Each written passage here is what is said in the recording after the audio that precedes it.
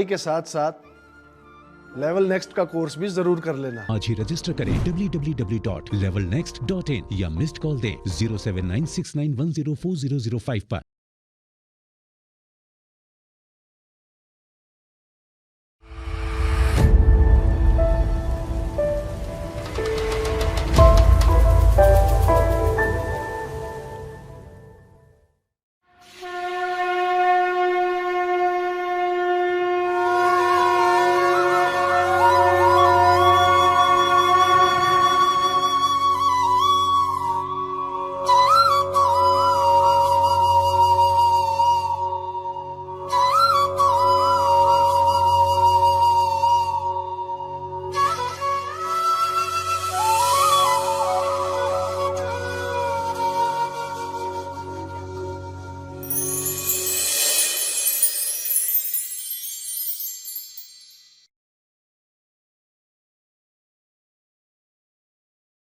भक्तामर का काव्य नंबर 29।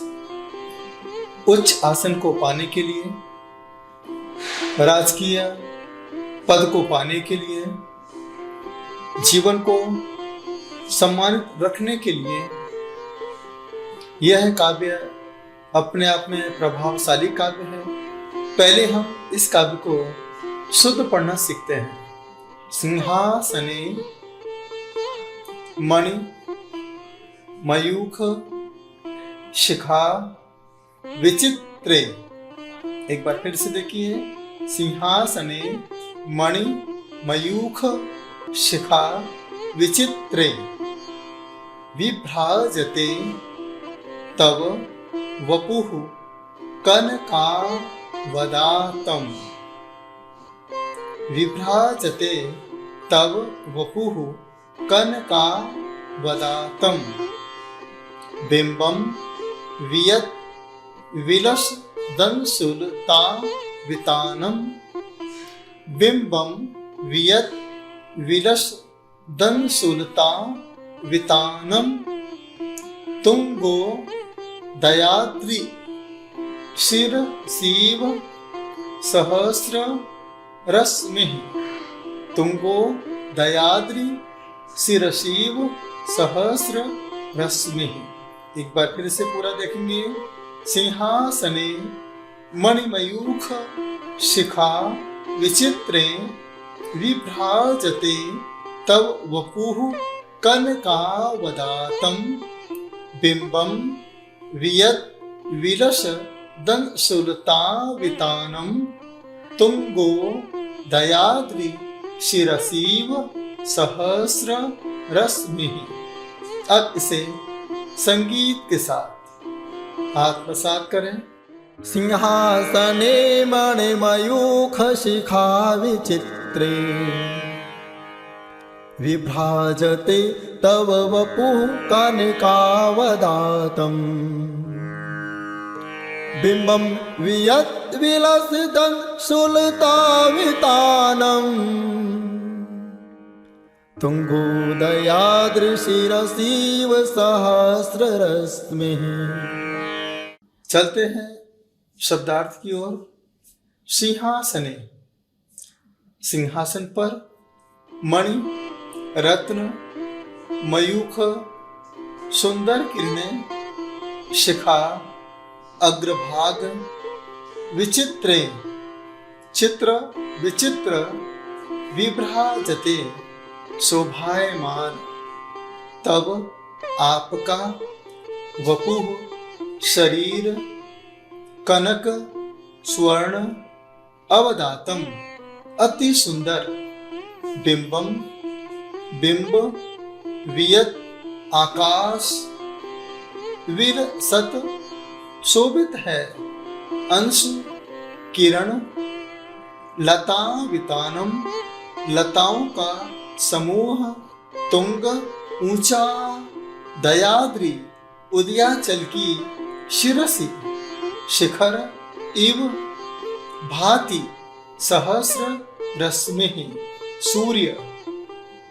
भावार्थ, हे प्रभु, जैसे गगनचुंबी उदयाचल पर्वतीय चोटी पर उगता सूर्य अपनी हजारों किरण रूपी लताओं का मंडप बनाता हुआ शोभायमान होता है, वैसे ही आपकी कंचन काया की रत्न जड़ित सिंहासन पर अत्यंत शालीनता से दैदीप्यमान हो रही है।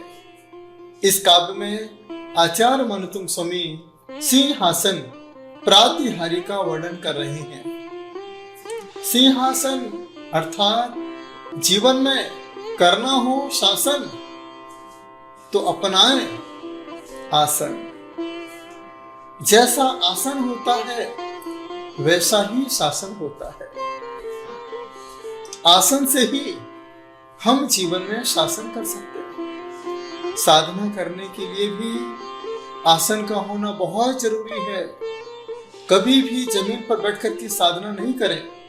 भक्तामर की आराधना भी जमीन पर बैठकर के नहीं करें। ऐसा ग्रंथों में लिखा है, जो पाषाण पर बैठकर के साधना करते हैं उनकी साधना से भी रोगोत्पत्ति होती है। जो बांस के आसन पर बैठ के साधना करते हैं दरिद्रता आती है। जो पृथ्वी पर बैठ के साधना करते हैं दुख बढ़ता है। जो काष्ठ आसन पर बैठ के साधना करते हैं वो दुर्भाग्य को बढ़ाता है। जो तृण के आसन पर बैठ के साधना करते हैं उनकी यश की हानि होती है। जो पत्तों के आसन पर बैठ के साधना करते हैं उनका मन अस्थिर होता है। सबसे अच्छा आसन है कुश आसन, जिसे कुशासन कहा जाता है। इस आसन पर बैठ कर के आप साधना करें। आप लाल कपड़ा बिछा करके भी साधना कर सकते हैं। वह कपड़ा सूती हो, उसका एक अलग प्रभाव पड़ता है। आप पीला आसन भी बिछा करके साधना कर सकते हैं। आप सफेद आसन को बिछा करके भी साधना कर सकते हैं, लेकिन जमीन पर बैठकर कभी साधना नहीं करें। आपके जीवन की असाधना में कारण है, आपके मन की अस्थिरता में कारण है। आपने कभी देखा होगा, सुना भी होगा, इस जमीन के अंदर ग्रेविटेशन पावर होता है, जिसे गुरुत्वाकर्षण कहते हैं। वह आपकी पूरी एनर्जी को खींच लेता है।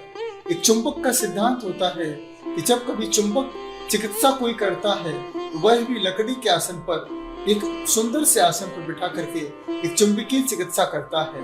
तो आप भी अपने जीवन को स्थिर रखना चाहते हो, साधना की सफलता की ओर बढ़ना चाहते हो, तो आप भी इस आसन के साथ सुंदर से आसन पर बैठ करके अपने जीवन को स्थिर कर सकते हैं। जब भगवान को केवल ज्ञान की प्राप्ति होती है उस समय इंद्र की आज्ञा से कुबेर सिंहासन की रचना करता है। कितना सुंदर सिंहासन, रत्न जड़ित, स्फटिक के समान, और भगवान का शरीर स्वर्ण के समान। ऐसा जैन आगम में लिखा है। दो तीर्थंकर का शरीर सफेद है, चंद्र प्रभु और पुष्पदंत।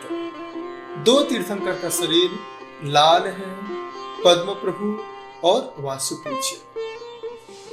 दो तीर्थंकर का शरीर नीला है, इसे हरा भी कहते हैं। वह तीर्थंकर हैं आपके लिए सुपार्श्वनाथ और पार्श्वनाथ। दो तीर्थंकर का शरीर काला है, नेमिनाथ, मुनि सुब्रतनाथ। बाकी जो 16 तीर्थंकर हैं उनका शरीर तपाए हुए स्वर्ण के समान है, जो आप पीछे देख रहे हैं। इस तरीके से एक एक तीर्थंकरों के बारे में उनके शरीर के माध्यम से वर्णन किया जा रहा है, क्योंकि हम सभी देहधारी जीव हैं। तो देहधारी जीव के लिए इस संसार में आत्म साधना के लिए सिंहासन की आवश्यकता होती है। यह काव्य आपको बता रहा है कि अपने जीवन को आगे बढ़ाना है तो सबसे पहले आसन के साथ अपने आप को जोड़ने का प्रयास करें। जो आसन के साथ अपने आप को जोड़ता है उसके जीवन में हमेशा तरक्की ही तरक्की होती है। पहले के समय में हमारे घरों में गादियां बिछी होती थी दक्षिण पश्चिम कोने में, वहीं पर ही बैठकर के लोग अपने व्यापार की बातें करते थे। जब हमारे घर में भोजन भी करते थे, रसोई घर में बैठ के भोजन करते थे, जमीन पर बैठ कर के भोजन करते थे, पूर्व दिशा में मुंह करके भोजन करते थे तो वह भोजन हमारे लिए पाचक होता था। पहले के समय में जब बच्चे पढ़ाई किया करते थे तो वह आसन बिछा करके जमीन पर बैठ करके माँ सरस्वती को याद किया करते थे, पढ़ा करते थे। उन्हें सब कुछ अपने आप याद हो जाता था। पहले के समय जो भी हम आज देख रहे हैं वो सब अपना अनुभव है। आज के समय जो कुछ भी है बस मोबाइल की तरह है, यहाँ याद होता है और थोड़ी समय के बाद डिलीट हो जाता है। कोई भी इसे डिलीट कर देता है। तो यह जो ज्ञान है वो आसन पर बैठ करके ही आपके जीवन को शाश्वत बना सकता है। इस काव्य की साधना कैसे करें? तो साधना के लिए आप पूर्व दिशा में बैठिए, क्योंकि यहाँ पर वर्णन पूर्व दिशा का है। क्योंकि विभ्राजते तव वपुः कनकावदातम्, आपका स्वर्ण जैसा शरीर कांतिमान हो रहा है। क्यों हो रहा है? सूर्य की किरणों की तरह। जिस प्रकार से सूर्य किसी पर्वत के पीछे से निकलता है तो वह पर्वत को शोभायमान कर देता है।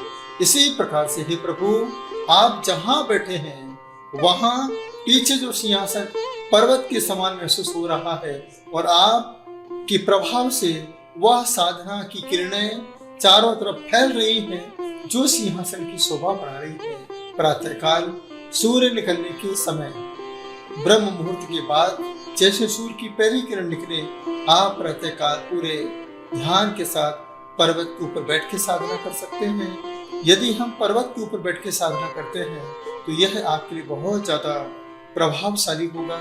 इस काव्य में आपको अति शीघ्र सफलता की प्राप्ति होगी। तो आप इसे आत्म साधना करने के लिए पर्वत को चुनें। पर्वत को चुनने के बाद प्रातःकाल की बेला इस 29 नंबर काव्य को 29 बार याद करते रहें, बार बार ध्यान करते रहें, चिंतन और मनन करते रहें। और इसके बाद आत्म चिंतन करें, हे प्रभु, आपने अंतिम समय इस संसार के आसन को भी छोड़ दिया। आप इस आसन से भी 4 उंगल ऊपर बैठ करके आत्म साधना में लीन है, क्योंकि आपने सिंहासन को छोड़ करके इस आत्मा पर आत्मानुशासन करके सिद्ध शिला को प्राप्त किया है। हे प्रभु, वही पावर, वही शक्ति मेरे अंदर प्राप्त हो सके।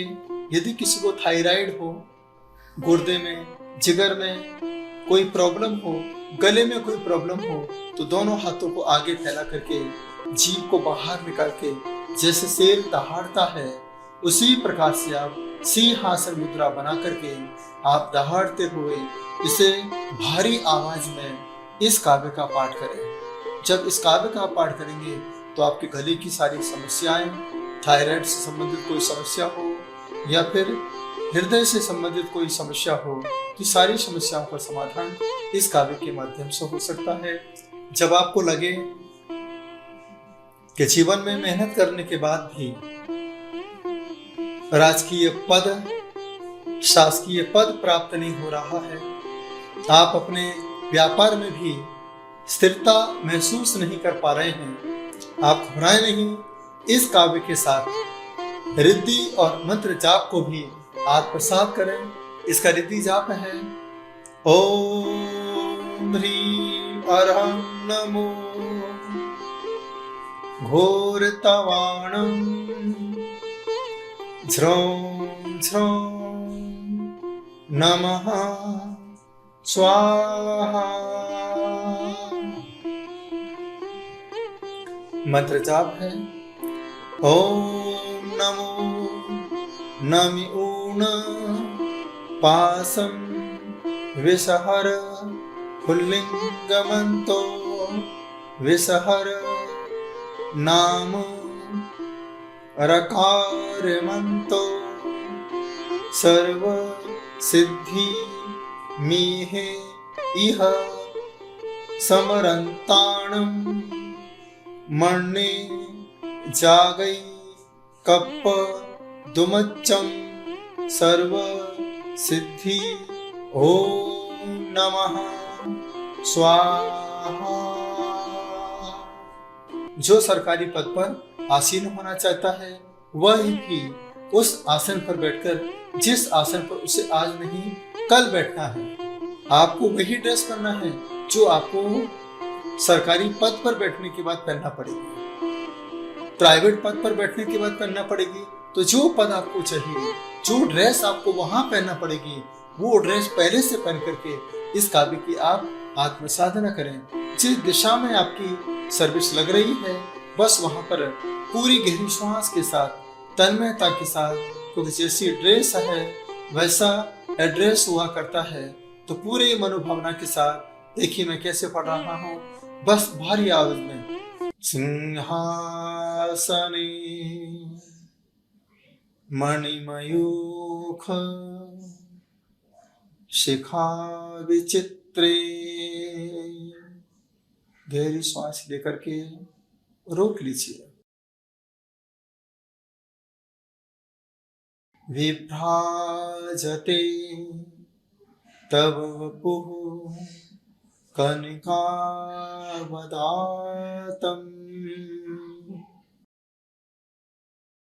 एक और गहरी सांस लीजिए, चेहरे पर स्माइल के साथ।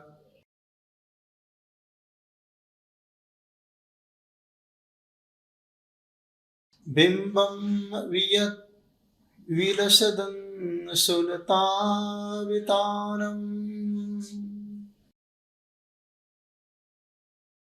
गहरी श्वास के साथ तुंगोदयाद्रि शिरसीव सहस्ररश्मिः।